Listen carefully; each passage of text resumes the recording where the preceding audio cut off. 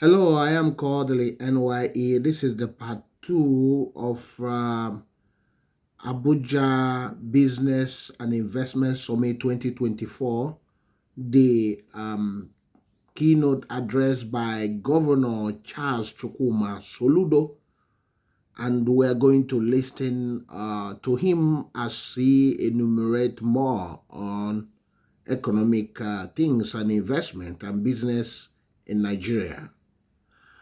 And remember that you need to like this and you need to subscribe, you need to share, you need to comment.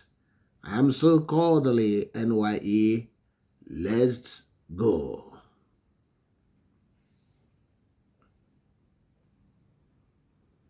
To put a context to this conversation, and I'm sure I see many panels of discussions, we need to have a sense of the meta-level architecture.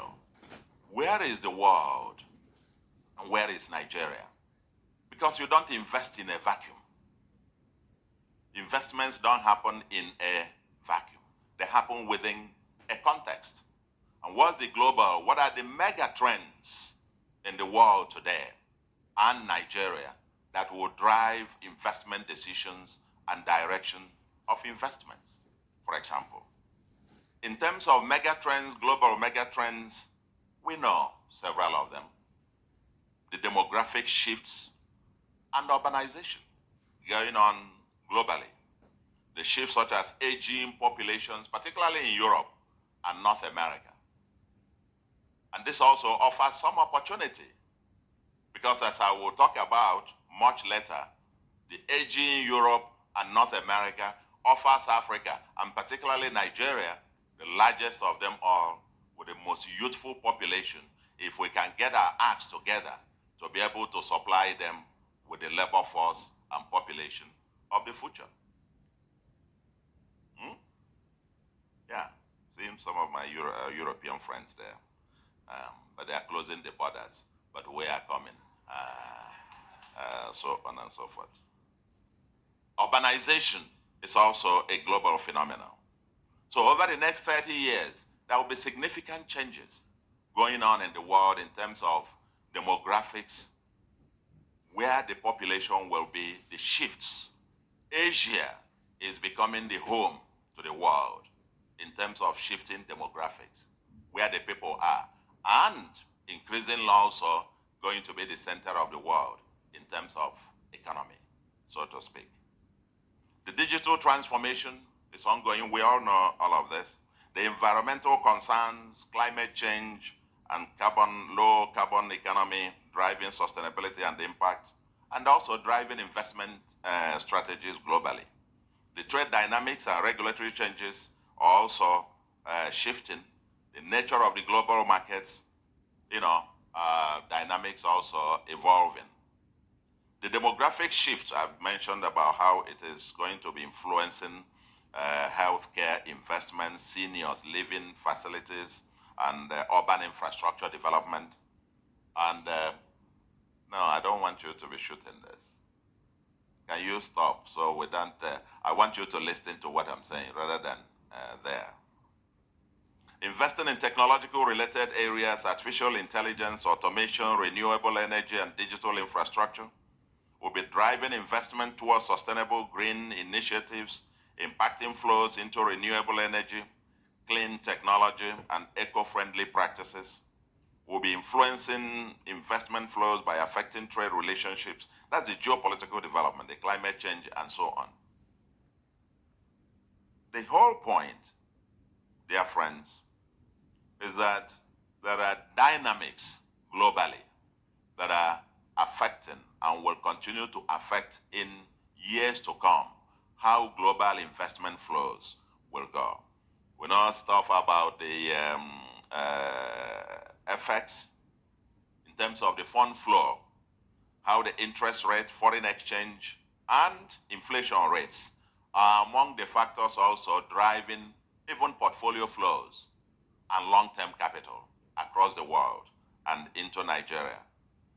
Coincidentally, we had a table here, showing the charts as to where Nigeria is relative to the rest of the world in terms of inflation and interest rate regimes, so to speak, many places you have real returns to capital, okay?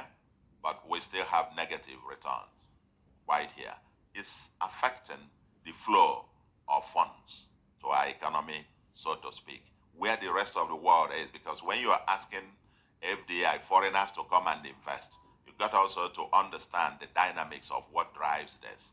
We're asking people to come and invest in this, the skyscrapers they have to go and borrow the money. And the money they have to borrow will be at some cost. If somebody is going to borrow at 30%, what is that investment that is going to invest? And what will be the rate of return? So before you're asking somebody, you have also yourself done the math yourself.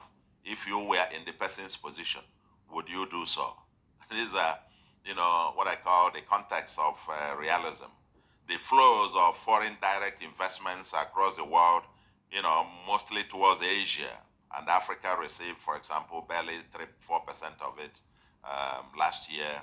And Nigeria, in terms of the flows of both portfolio and foreign direct investment, Nigeria is grossly punching below its weight, whether relative to our population or relative to the size of our economy in Africa and globally. We are punching way, way below our weight. And we need to understand what is going on, so to speak. They show lower investment in infrastructure and digital economy, but strong growth in manufacturing and critical minerals across the world, and so on. Now we provide, the dynamics and so on as to where these things are going. I just wanted to give this context, and I go to what I consider to be the main key points I want to leave you with. Nigeria has continued to struggle to attract foreign direct investment. Like I said, we are punching way below our weight, as it were. But that is a point I want you to note. Globally, dear friends, we are moving the world. There is a shifting global economic power. Economic power is shifting from the G7 to the new E7, the emerging market economies. Economic power is shifting. I remember in the early 91, 92, I was at the Brookings Institution and working on the global model that's used by the IMF to do their forecasting multi-mod. I transcribed it to work on PCs. And the only 7 economies that their national economies happen to be in that global model, the others were put in the rest of Asia, rest of this put together. The only 7 economies there were the G7, the US, Japan, Germany, UK, France, Canada, Italy, in that order then. They were the 7 largest industrial economies in the world. Today, the economic power is shifting very rapidly. Now you have E7, the emerging market economies 7, China, India, Indonesia, Brazil, Mexico, Turkey, South Korea. Depending on which order you might think of with the last 2 in terms of the order. Economic power is shifting and is creating tensions around the world. In fact, about 2017 or thereabout, Goldman Sachs also had some predictions about how the economies will shape up by 2050. I think several things have changed in between then. That even some people project that the top 5 economies by 2050 will be number 1, China, number 2, US, number 3, India, Indonesia, Germany. You can look out various projections as to where the economic power will, how the world will shape by then. These things, as we watch the trends and how the shifting economic power, Nigeria must also understand where things are going to opportunistically position itself, to know who these are strategic partners will have to become of the future, both in terms of investment flows, capital flows, and strategic bilateral and other arrangements. I think the old man in one village in Anambra was asked about the way things were going, the way he could describe what was going on around him was, said, my children, things have, he said, instead of saying change, he says chunch, that everything has changed. So the world is changing in a very dramatic way, creating quite a lot of tensions. And you'll see how different countries are responding to this, including the big US. When you hear the MAGA movement, America, make America great again. Again. Now, there is some tension. We're going to curtail China. Why are you stopping them? I thought we said it's the world of competition. And they're out competing everybody and taking over everything. But we now deliberately want to slow them. So there is quite some shifting with all the tensions in the world. And I am coming to that in a second. And how Nigeria must also see the threats that are emerging globally and also opportunistically position ourselves to take care. In Nigeria, there are some mega trends as well, which are both threats and opportunity. Our population growth, as one talked about, projected to be over 400 million by 2050. This is a very largely youthful population. In fact, it's projected by the turn of this century, Nigeria will be the third largest country in the world by population, after India number 1, China number 2, Nigeria number 3. All these people will need housing, they will need sewage, they will need food to be moved around, and so on. And that's why the Honorable Minister, the transformation of Abuja in the area, especially in this area of infrastructure, is key. Without it, it's like American Express. You don't leave home without it. Because people must be able to move from one place to the other. So, it's our own mega trend. Massive interregional migration, urbanization. Several few places are getting more number. There is a surge to Abuja. There's a surge to Lagos. There's a surge to my state as well. We have massive, influx of people. For every 10 criminals we catch, more than 8, 9 of them are not from Anambra. There is a surge as well. And you have several other such. There is challenges of criminality as a new economy. Kidnapping and banditry. They're no longer seen as criminal, and we better recognize what is going on. It's evolving to become the new economy. Somebody says it's even better than oil in terms of return on investment to that. I don't know which oil company that you grab somebody and in a few days you get the amount of money that people are getting. It's turning out to become a huge industry. How we'll deal with that, I think, is a subject for another day. There's huge infrastructure deficit and dearth of skilled labor force for the 21st century. I've seen many estimates. Nigeria will need $3 trillion of investment in infrastructure over the next 30 years. And all those, of course, it all depends on the efficiency of that investment, but it's just good for us to think about some number. There's the challenge of structural change, what we might call the hysteresis of the past. We're still struggling, managing the exit, for example, from costly and destructive subsidies of the past. This is part of the trends that we must have to grapple with. Managing our way to exit from this is, I think bold steps have begun, but we must model it through to a sustainable end. GDP, I've had mentions here with the largest economy, yes, by population now. In terms of GDP, if you put it in dollar terms, maybe we have slipped from being the largest now in Africa, but it all depends on the exchange rate. In terms of, because exchange rate depreciation, that's what I call the GDP compression in dollar terms, to now almost 300 billion, compared to over 500 some years ago. But this is because of the exchange rate variation. If tomorrow exchange rate appreciates 50%, boom, your GDP in dollar terms will also can also be heading towards $1 trillion. So it's variations in exchange rate. The environment and climate change, desertification, deforestation, flooding, and erosion that are upon us. These are some of the mega trends that we have to grapple with, which also affect investment in Nigeria. If you live in my state and 8 local governments in 2022 were completely flooded. You'll see 2-story building and you will only be seeing the roof on top of the, the water, so to speak, destroying hundreds of billions of naira worth of assets, goods, and even lives. You can't be going through this every 2 years and you hope to. So you invest 2 years later, they're all wiped off. You invest again. These are things that are affecting them. Macro imbalances and volatility. We have low savings and investment nexus.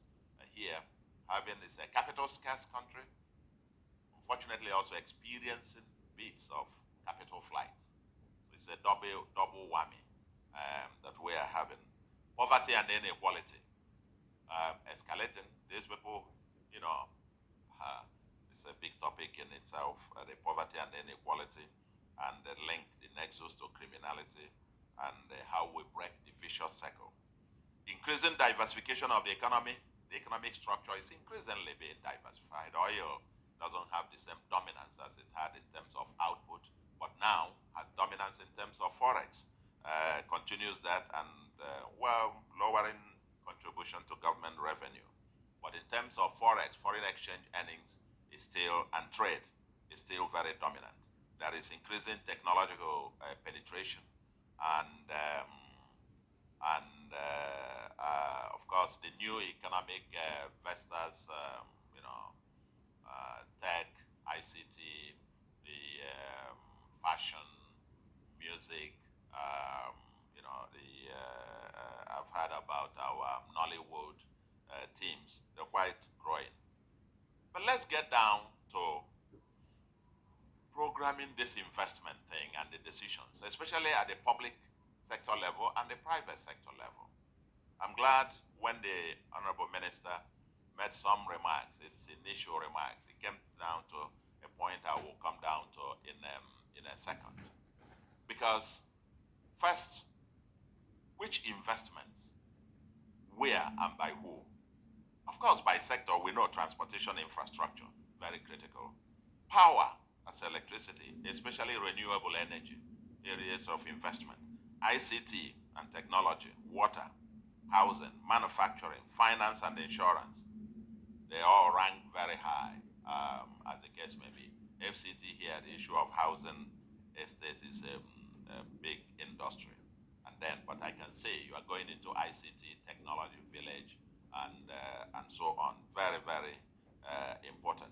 But very issues of manufacturing, also very, very key.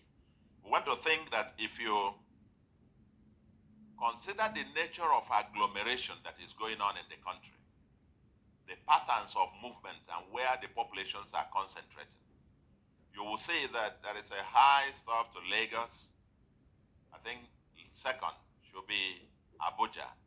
Then you begin to have other places. I've talked about Anambra, Rivers, Kano, and several other places. As a country, we must have some very strategic interventions in job-creating opportunities in these centers. They require more than normal investments in order to de-risk investments in these particular locations. And I will say a word or two about that again. I've talked about the size of investments that will come depending on how we de-risk the investment and the efficiency of investments that we'll need. Who are we targeting? Who are you targeting in this investment summit to invest in Abuja? I will say I'm battling with where do I put the emphasis between the domestic investors versus the foreign investors. But I would dare to say that foreign investors will not come rushing if the domestic investors are scared to go in. Foreign investment follows a lead by the domestic investors everywhere. They follow the lead. They will get information from the local. They won't just fly in from somewhere and then with a briefcase. No, they will need locals to tell them where the dead bodies are buried, as it were. But all of them are threatened by the same stuff, which is the macroeconomic environment and that they need to deal with, and the regulatory framework. Now, if we have to accelerate investment, there are few key drivers.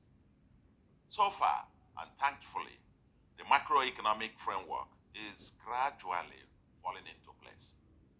I think the central bank, in terms of stemming, we've now moved from massive currency substitution.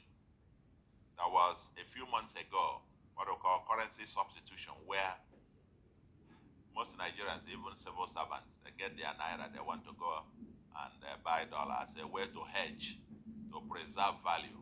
And so people lost confidence, bit of confidence in the local currency, and that was driving rapid depreciation of the naira. Now that has stemmed to a significant. I've been watching the NAFEX and NAFEM rates as they go, moderating, stabilizing to some extent. So currency volatility and substitution and volatility of FX is abating significantly.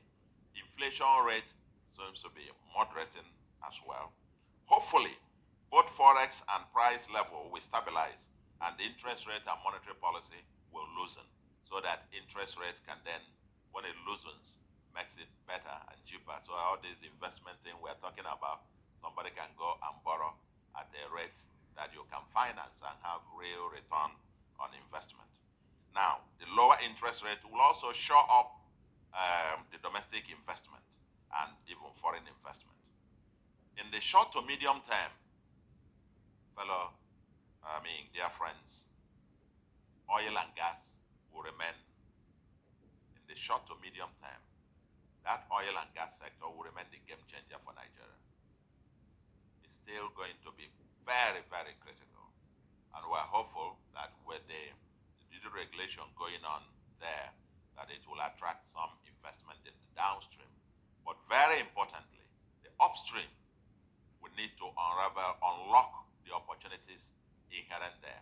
If Nigeria produces 3 million barrels tomorrow and sells, that's forex. It helps to stabilize your foreign exchange rates, even probably appreciating to some level. It provides the revenue for the kind of investment in infrastructure and the other things that will require. That's what will unlock a whole lot of opportunities.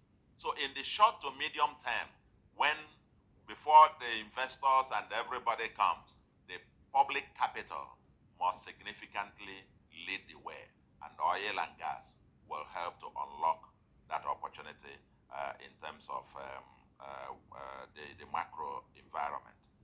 Multilateral and bilateral finance and development finance with long-term concessionary finance will bridge a lot of gap in the interim, while the others are hedging about the macroeconomic volatility. Addressing security and ease of doing business. The Honorable Minister spoke about the security thing. And then we fast track the reforms that the federal government has embarked upon with regards to our tax regime, the national tax regime, synchronizing that. But let me make a point that I want to leave you with, building on part of what the Honorable Minister had mentioned. Dear friends, there's what we call the new mercantilism and pseudo-nationalism. It's both a threat and that's an opportunity. Today's world, many countries, new nationalism is back. Economic nationalism is back. New mercantilism is back. People are trying to say, America first. And I want to say that we must, first point I make here, is that we must intentionally, the whole agenda of also Nigeria first philosophy, as a philosophy, is something that we must mainstream. This will require us to intentionally nurture national champions for sustainability. If you see the companies that have pulled out of Nigeria, how many of them happen to be national companies? None. With a foreign company, they have itchy feet. The day you jump to the next one, and so on. They're very opportunistic, extremely opportunistic, so to speak. There's no emotion to it, you know. So for long-term sustainability, we must intentionally nurture the domestic capital and build them. It's a very big topic. For latecomer industrializers, governments must help to de-risk certain strategic investments for the private sector. So, for example, the illustration of the estates where government goes in to build infrastructure to attract investment. You are de-risking that particular investment by that particular investment in infrastructure. You are lowering the risk that a potential investor will have to bear. But then you need now to have thorough kind of engagement in terms of structuring that partnership in a win-win situation.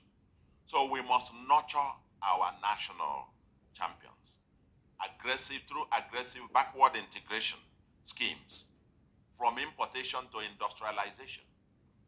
That's a scheme we are pushing up in Anambra, to turn some of our importers to now come with their partners, domesticate those, and start producing them here at home, with the goal in the long term for them to start exporting those things that they used to import. It requires hand in glove between the state, the government, and the private sector. We must deliberately promote the African capital and trade. Nationals have higher risk appetite to invest in Nigeria. Nationals have higher risk appetite. I will share with you, and I will tie this up with a point I make about ethnicity of capital. There is ethnicity of capital. Capital is not just blind, it's not colorblind. It knows where it wants to go. It goes where it will call home. I am sitting as the governor of Central Bank. I saw quite a bit.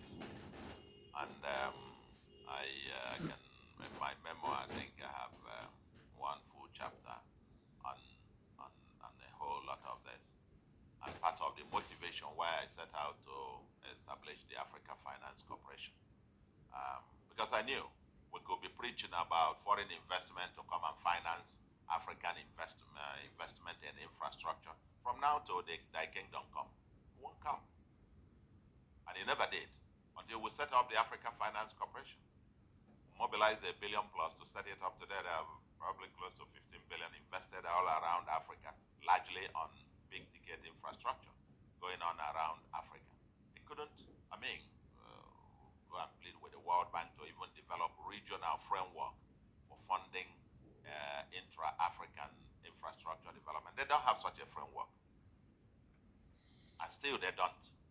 So you can wait till thy kingdom come. We must build the African capital as a frontier capital that will lead even the other foreigners to come in. Today, the AFC can now catalyze other capital to come hand in hand with them, but they lead the way. We must have these focused industrial parks and so on. In Anambra, we're developing what we call the Anambra Mixed Industrial City. As a focused area, I understand that that's part of what you are also developing here in Abuja in terms of focused locations, as the case may be. But let me say this, dear friends, still within this concept of economic and nurturing national champions and getting them to invest. I want to share a simple point with you, that the biggest way to promote massive investments in all sectors in Nigeria is to buy, eat, drive, drink made in Nigeria.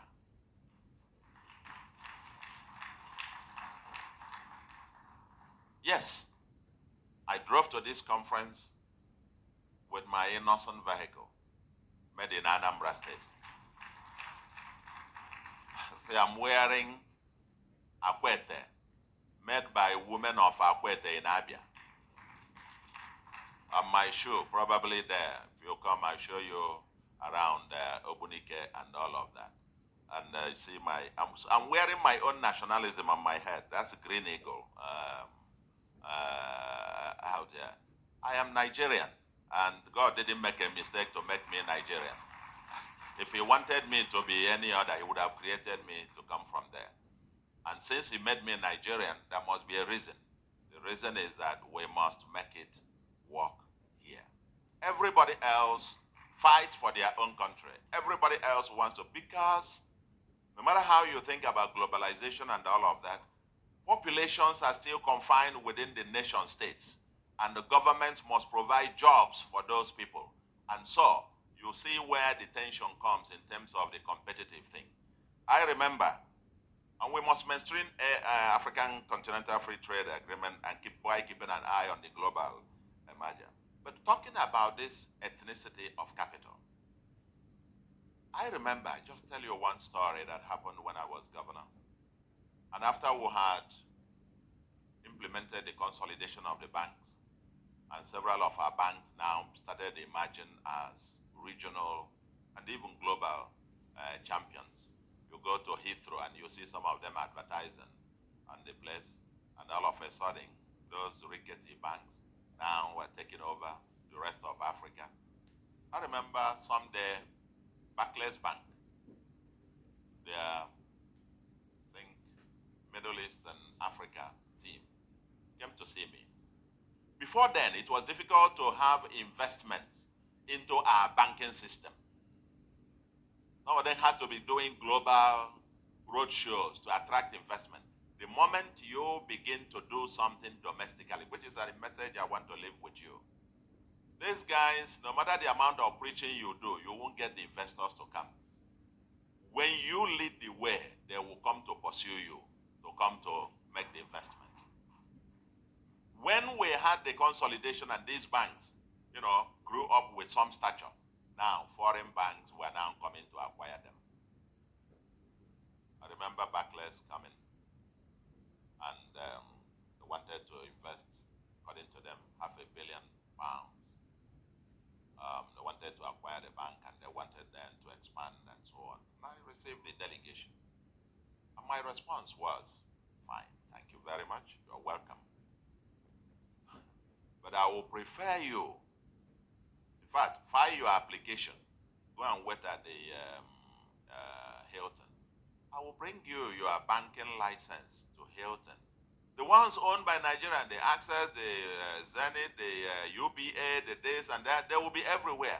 Their risk appetite is more. They can finance your projects